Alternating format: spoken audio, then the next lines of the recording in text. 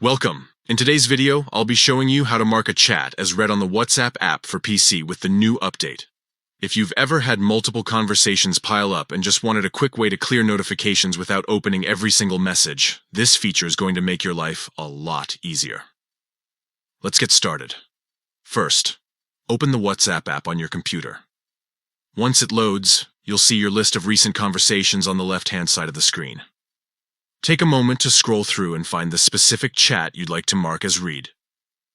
This could be a personal chat, a group conversation, or even work-related messages. Next, move your mouse over that chat. Instead of opening it, simply right-click on the conversation. When you do this, a small menu will appear with a set of options. One of these options will now include Mark as Read. Click on Mark as Read, and that's it. The green notification dot next to the chat will disappear, and your message count will reset, just like if you had opened the conversation. This small step helps keep your WhatsApp tidy, especially if you've already seen a preview of the message and don't need to respond right away.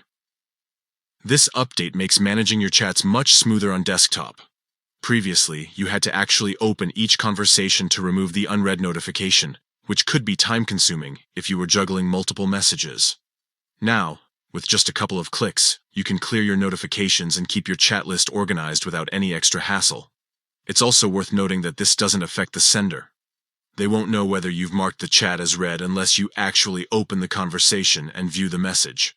So, this is a great way to stay on top of your chats without feeling pressured to respond instantly.